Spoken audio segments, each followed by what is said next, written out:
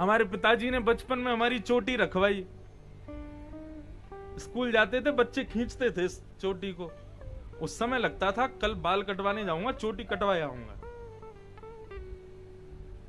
लेकिन पता नहीं कैसे उस समय रक्षा करी, नहीं कटवाई।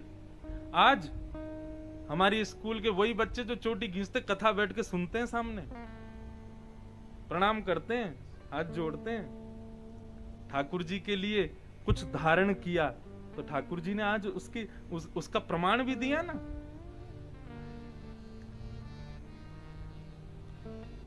घर में यदि ठाकुर जी विराजमान हैं तो उनके लिए कुछ त्याग करो, केवल घर में कर लो, बाहर मत करो, लेकिन घर में करो। लेकिन बंधुओं, बेटी को विवाह का परिवार कैसा मिलेगा ये दुनिया का कोई व्यक्ति नहीं बता सकता। बिचौलिया संबंध कराने वाले आके कह जाते हैं कि महाराज बहुत बढ़िया परिवार है, आपकी बेटी को पलकों पे रखेंगे। लेकिन ब्याह के 6 महीना बाद ही पता चलने लग जाता है कैसा परिवार है, क्या हो रहा है हमारी बेटी के साथ। और कई जगह ऐसा होता है कि परिवार में भोजन करने के लिए भी अन्न आदि की कोई व्यवस्था नहीं थी, लेकिन जैसे ही बेटी का ब्याह किया, क्या लक्ष्मी आई महाराज, उनके तो आनंदी हो गए। और इसका एक प्रत्यक्ष प्रमाण, यदि अपने घर की चर्चा नहीं करनी चाहिए, लेकिन इसका प्रत्यक्ष प्रमाण है हमारा घर। हमारे पूज्य पिताजी महाराज कल पधारेंगे, आज उनको कौन नहीं जानता। लेकिन बाबा, जब पूज्य पिताजी का विवाह हुआ था ना, तो हमारे नाना जी बताते थे, बोले कोसी में मुकु सवन ने कही, बोले अरे किशन लाल जी अपनी बेटी कहां दिया है। मैंने कहा क्यों? बोले आप इतने संपन्न और जहां आप बेटी ब्याह के आए उनके घर साइकिल भी नहीं है। लेकिन बोले लाला, आज स्थिति यह है कि पूरी कोसी के लोग भी मोह या बात से जाने कि ठाकुर जी के ससुर जी हैं। हमारी मां जब घर में आई, मैं तो आज भी अपने मन से खुल करके कहता हूं, जो मुझे बल प्राप्त, मेरे पिताजी को प्राप्त, ये हम दोनों का बल नहीं, हमारी मैया की तपस्या है। तो बेटी कैसे घर में जाएगी कोई नहीं बता सकता। कई घरों में बेटियां जाती हैं, होते बहुत अच्छे हैं, लेकिन पता नहीं कहां पहुंच जाते हैं। लेकिन कई घरों में बेटियां जाकर के भाग्य बना देती हैं। तो सक्कूबाई वैष्णव खानदान की थी, लेकिन उनका ब्याह हुआ भक्ष भक्ष खाने वाले परिवार में, मद्यपान करने वाले परिवार में। ऐसे परिवार में सक्कूबाई का विवाह हुआ।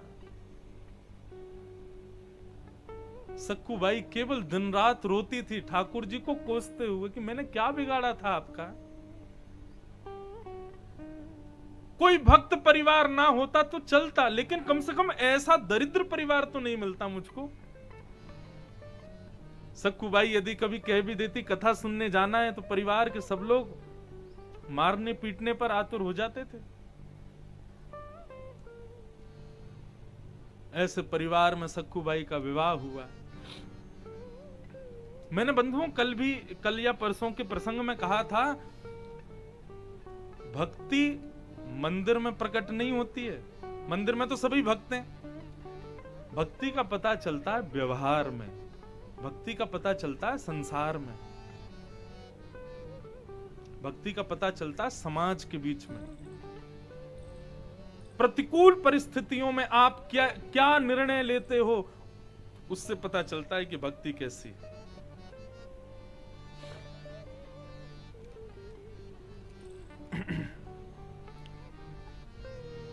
सक्कूबाई,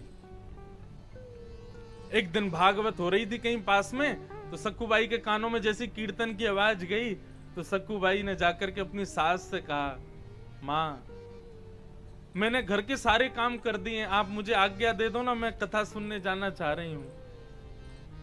सासू मां ने कहा, खबरदार जो यहां से गई तो बेत देखा मेरा, इसी से लाल कर दूंगी, जाना नहीं यहां से। आज सक्कूबाई रोने लगी एकांत में, ठाकुर जी को कोसने लगी, बोले मेरी सास बुरी नहीं है, मेरी ननद बुरी नहीं है, मेरे घर वाले बुरे नहीं है, बुरे आप हो। क्योंकि सब कुछ आपकी इच्छा से होता है, और शायद आपको मुझे कष्ट में देखने में बहुत सुख मिल रहा है ना, इसीलिए आप ये सब कर रहे हो। रुदन करने लगी सक्कू बाई। आज ठाकुर जी से सहन नहीं हुआ। बंधुओं, भगवान से सब सहन होता है, लेकिन अपने परम भक्त की दो स्थिति ठाकुर जी कभी सहन नहीं करते बाबा। एक तो नेत्रों के आंसू, और या फिर भक्त कहे कि मैं अनाथ हूं, ठाकुर जी विचलित हो जाते हैं। ना, अनाथ मत कहो खुद को, मैं हूं ना तुम्हारा नाथ। सब जगह नाथ हैं, जगन्नाथ, द्वारिका नाथ, बद्रीनाथ, श्रीनाथ, सब नाथ ही तो। नाथ का मतलब स्वामी। श्री सरस कुंज वारे पूज्य महाराज जी पधारे, बारंबार प्रणाम। बड़े भैया को भी बारंबार वंदन। कल ठाकुर जी ने खूब सुख पायो रात्रि में सरस कुंज के उत्सव में, और वहां किशोरी जी से मिलकर के लाला वचन दे के आए हैं कि अब जल्दी कढ़ी पकौड़ी खावे आएंगे और सरस कुंज में आनंद होगा। सरस कुंज, मैंने एक दिन शायद कथा में कहा था, कथा का साफल्य तब जानिएगा कि आप यहां बैठे बैठे ये भूल जाओ कि आप जयपुर में हो। कीर्तन का साफल्य, सेवा का साफल्य, सत्संग का साफल्य तब जानो कि आप भूल जाओ कि आप कहां हो। हमारी बहन बैठी है, वो महाराज जी कल मेरे से कहती, जब मैं कथा सुनती हूँ तो मैं भूल जाती हूँ कि तू मेरा भैया है। मैंने कहा यही तो कथा है, जहां मां भूल जाए कि मेरा बेटा है। वैसे हमारी मैया ना भूले, बस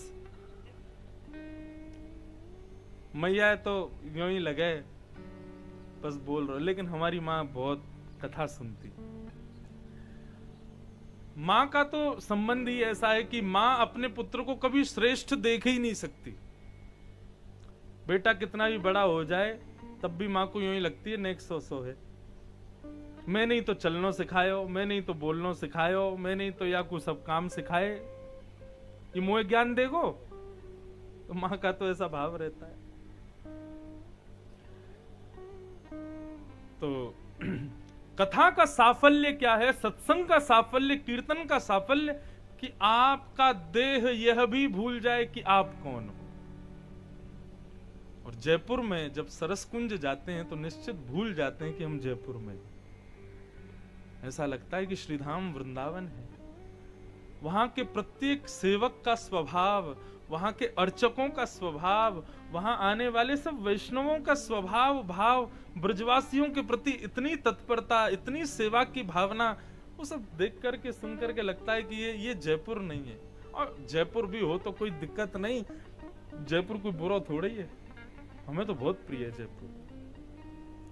आज श्री गोपीनाथ जी के भी दर्शन हुए सुबह। हमारे वृंदावन के दो ठाकुर नहीं, मेरा परिवार बुरा नहीं है ठाकुर जी, आप बुरे हो। था सक्कू बाई। सक्कू बाई आज ठाकुर जी को कहती है, मेरी सास ननद, मेरा परिवार बुरा नहीं है ठाकुर जी, आप बुरे हो। अब देखो एक बात कहूं, ठाकुर जी को डांटने का, ठाकुर जी से लड़ने का अधिकार प्रेम लक्षणा भक्ति देती है। यदि आपके अंदर प्रेम लक्षणा भक्ति नहीं है, ठाकुर जी से कभी ऊंची आवाज में बात मत कर जाना। औंधे गरो के मुंह के बल, नाथ हैं वो, परमात्मा है वो। लेकिन यदि आपके भीतर प्रेम लक्षणा भक्ति है, आपके भीतर उनके प्रति अगाध प्रेम भक्ति है, तो कोई नाटक नहीं करना पड़ेगा डांटने का। प्रेम जब होता है तो डांट क्रोध ये अपने आप होता है, करना नहीं पड़ता। आज सक्कू बाई रो रही है और कह रही है कि कोई बुरा नहीं है, संसार में सब अच्छे हैं, ठाकुर जी आप बुरे हो। आप नहीं चाहते कि मैं आपकी कथा सुनूं, आप नहीं चाहते कि मैं आपके सत्संग में जाऊं, आप नहीं चाहते कि मैं आपके पास आऊं। नहीं आऊंगी आज के बाद। आज मुझे पता चल गया कि मैं अनाथ हो गई हूं।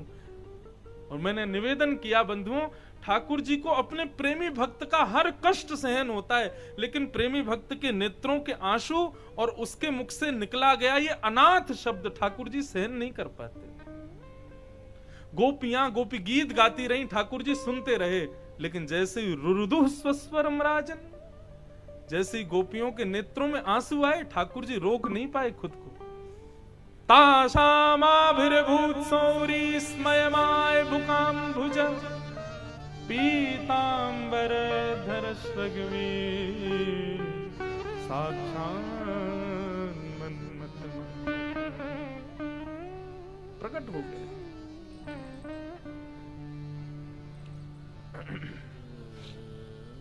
आज सखुबाई के उस आर्तनाद को, उस क्रोध को, उस रुदन को, और बार बार जो सखुबाई कह रही है मैं अनाथ हो गई, आज ठाकुर जी सहन नहीं कर पाए। और इतने में ही सखुबाई की सास का रूप धारण करके ठाकुर जी प्रकट हो गए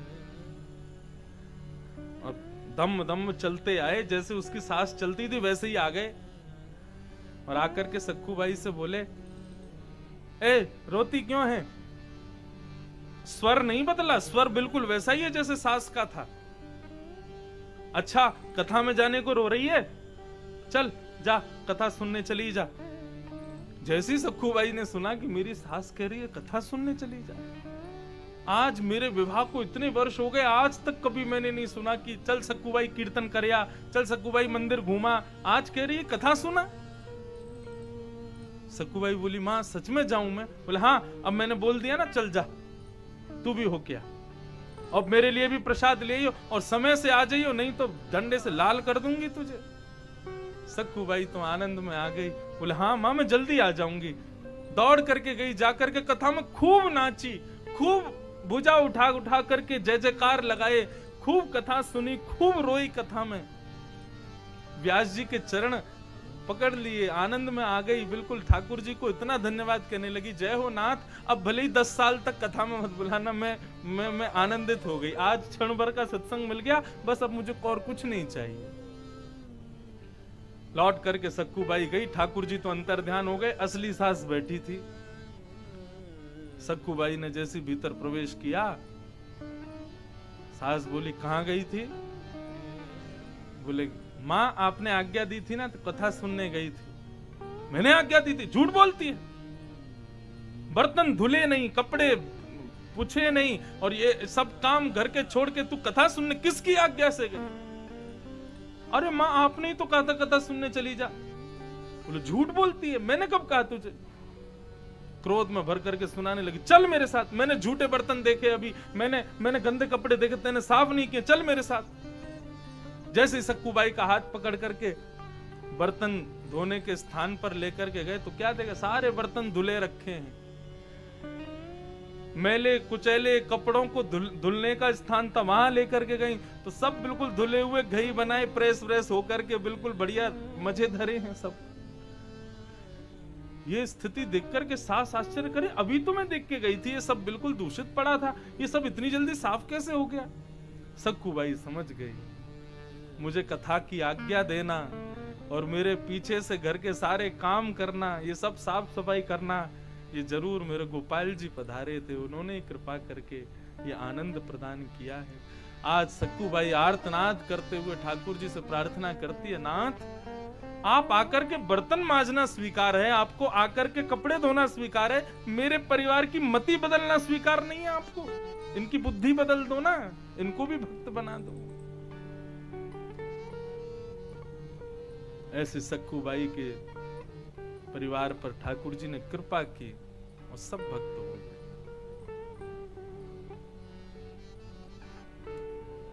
ठाकुर जी क्या नहीं करते अपने भक्तों के लिए, सब करने को राजी हैं।